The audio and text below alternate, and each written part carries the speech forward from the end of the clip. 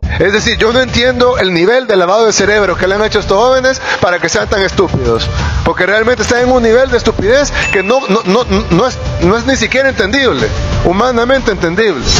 No lo vas a creer. Nayib Bukele llamó estúpidos a estudiantes que intentaron seguir los pasos de sus padres criminales y revivir a las pandillas. Un grupo de estudiantes presumían en redes sociales pertenecer a grupos criminales, pero la respuesta del gobierno no se hizo esperar. El presidente Nayib Bukele, con cero tolerancia contra el crimen, reaccionó con fuerza, lanzando un mega operativo que terminó con el arresto de todos los involucrados. Se les encontraron pruebas contundentes, dinero producto de extorsiones, sustancias ilícitas y mensajes amenazantes dirigidos a otros estudiantes para unirse a la pandilla. El mensaje es claro: si optan por el camino del crimen, enfrentarán todo el peso del Estado.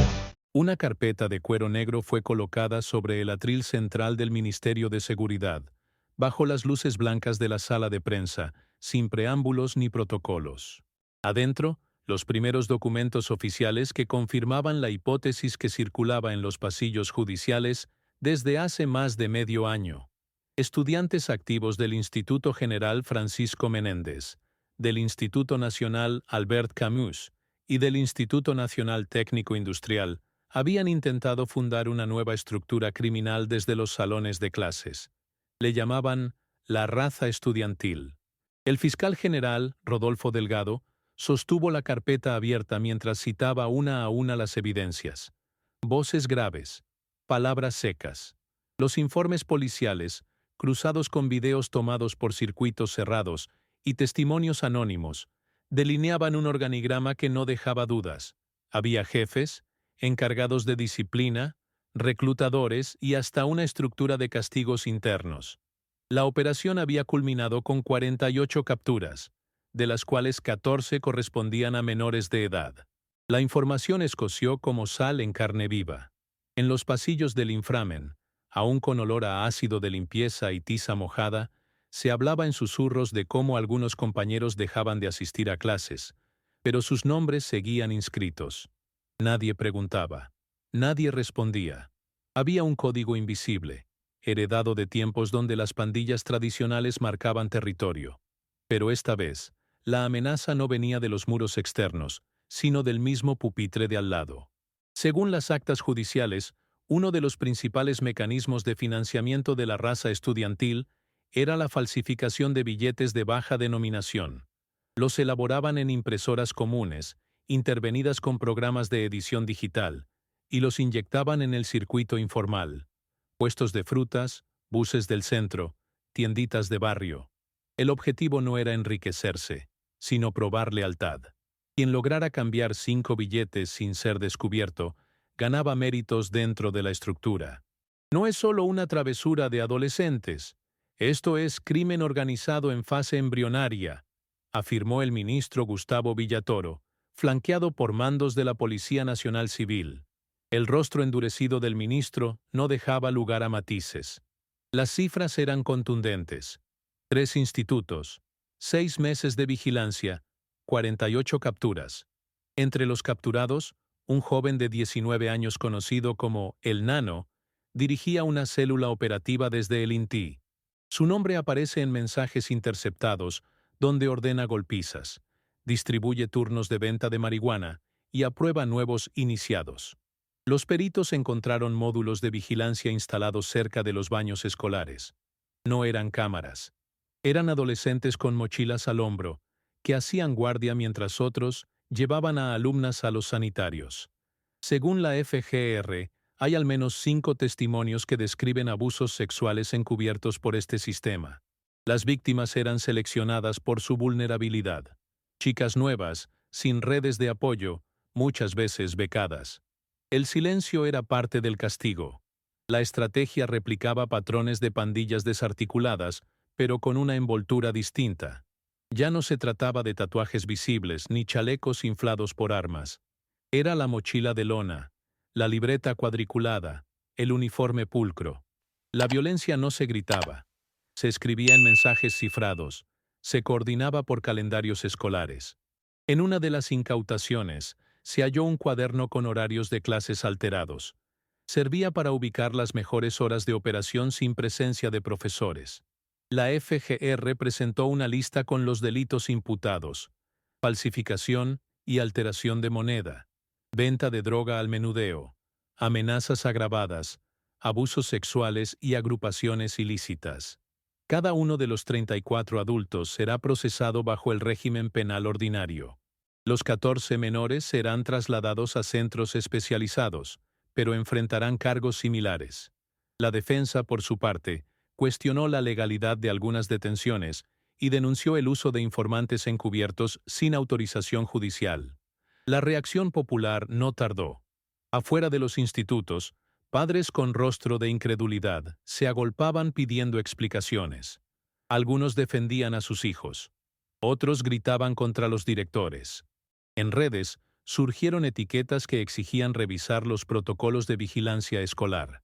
Los medios titularon con alarmismo: Nueva pandilla nace entre libros. En la Asamblea Legislativa, la oposición cuestionó si los fondos destinados a educación estaban sirviendo realmente para proteger a la juventud.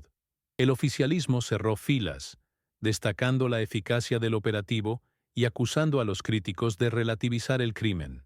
Lo que más dolía, según una docente del Albert Camus, era la sensación de traición. Los vimos crecer. Les enseñamos a escribir, a pensar. Nunca imaginamos que dentro de sus mochilas, junto a los cuadernos, llevaban drogas y armas blancas, dijo entre lágrimas. Su testimonio cerró el primer capítulo de un escándalo que apenas comenzaba a mostrar sus líneas principales. El operativo había comenzado en silencio, con los primeros informes internos marcados como confidenciales y sin logos institucionales. Desde enero, agentes de inteligencia escolar, adscritos al Ministerio de Seguridad, seguían a un grupo reducido de estudiantes en 3 centros educativos de San Salvador. La vigilancia era clandestina. Se disfrazó de tareas administrativas, evaluaciones psicopedagógicas y hasta proyectos de bienestar estudiantil. Nadie sabía, pero al menos 5 psicólogos enviados por el Estado habían infiltrado el entorno escolar, recopilando patrones de conducta, registros de asistencia, bitácoras de interacciones en recreos y anotaciones en libretas olvidadas. Fue en marzo cuando una psicóloga encubierta del Inframen reportó una conversación clave. Un joven de 6º año mencionaba la lealtad a la raza y daba instrucciones para reclutar a estudiantes de primero, a quienes se les ofrecía protección, marihuana gratis y entradas a fiestas clandestinas. A partir de ahí, la investigación aceleró. Con orden judicial, la FGR y la policía instalaron micrófonos en zonas comunes, como la biblioteca y los pasillos traseros. También extrajeron los discos duros de 22 computadoras que presentaban registros de documentos, con nombres en clave y mapas de ubicación. Lo más alarmante era su sentido de estructura, declaró un fiscal que pidió el anonimato. No improvisaban. Tenían jerarquías, castigos progresivos, pruebas de ingreso. Algunos hasta llevaban un carnet que ellos mismos diseñaron con logos falsos y señales de respeto internas. Los informes indican que la raza estudiantil no pretendía competir con pandillas ya existentes. Su objetivo era insertarse en el ecosistema delictivo ofreciendo servicios específicos: falsificación de billetes, venta de marihuana y amenazas por encargo. Un modelo de franquicia criminal en miniatura. Una transcripción muestra el siguiente fragmento de diálogo entre 2 miembros. ¿Cuánto te dio el profe? 20. Pone el falso y saca el vuelto. Este tipo de estafa era rutinaria. Insertaban billetes alterados en el comercio menor, compras de frituras, bebidas, pasajes. El dinero falso era impreso con papel bond y barnizado con esmalte de uñas para simular textura. Las impresoras eran traídas en mochilas y operaban en las bibliotecas cuando estaban vacías. La droga era otro eje. Aunque los cargamentos eran pequeños, la rotación era constante. Usaban frascos de medicina reciclados y los guardaban en los dispensadores de agua dañados. La venta se hacía durante el recreo, usando frases código como «tráeme tarea» o «guardame pupusas». En un cateo, hallaron 7 bolsas con cannabis, $124 en billetes falsos, y una lista escrita a mano con nombres, apodos y puntuaciones.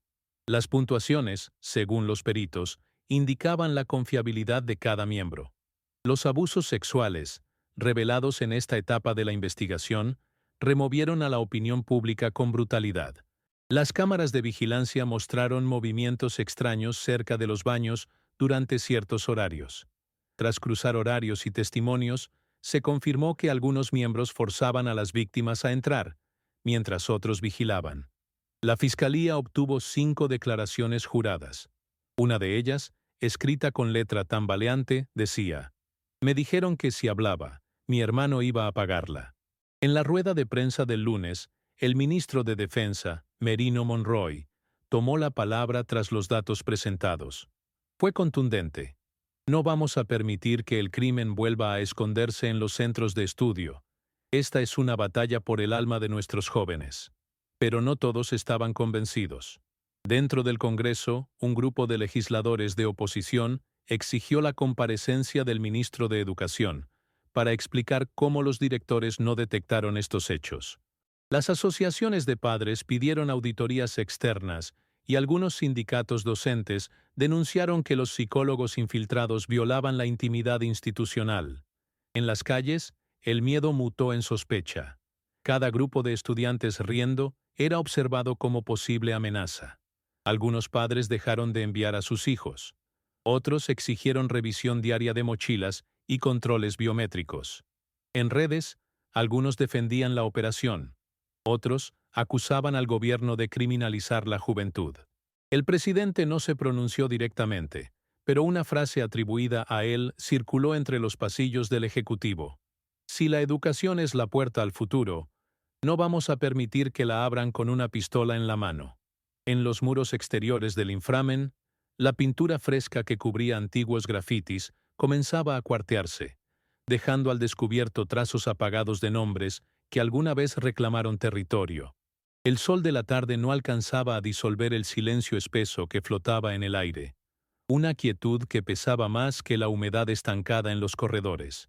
A pesar de las clases reanudadas, algo había cambiado de forma irreversible. La captura de 48 estudiantes, la revelación de una estructura criminal en formación y las denuncias de abuso habían dejado una marca que ni la vigilancia reforzada podía ocultar. La atmósfera se había impregnado de desconfianza, como si la escuela ya no pudiera ser nombrada como refugio. Un oficial con chaleco antibalas y fusil cruzado caminaba frente al portón cada media hora, vigilante pero tenso, como si supiera que lo peor no había pasado. Aún así, en los pasillos, las alumnas preferían ir acompañadas al baño, y algunas llevaban gas pimienta escondido entre los libros. Los varones callaban más que antes, bajaban la mirada al cruzar con docentes y evitaban sentarse en grupo. Las clases de ciencias sociales se convertían en debates nerviosos sobre corrupción, miedo y poder. En una pizarra, un estudiante anotó: «La impunidad nace en el silencio de los adultos». Nadie se atrevió a borrarlo durante días. En la Asamblea Legislativa, el eco del escándalo seguía retumbando. Un bloque de legisladores propuso una reforma urgente para crear unidades de inteligencia preventiva en centros educativos, con presencia permanente y protocolos de observación conductual. Otro grupo reclamó que se garantizara el debido proceso a los menores capturados, argumentando que muchos podrían haber sido coaccionados o utilizados como instrumentos. Una diputada del oficialismo, visiblemente molesta, exclamó: «Prefieren proteger criminales con uniforme que defender a las víctimas».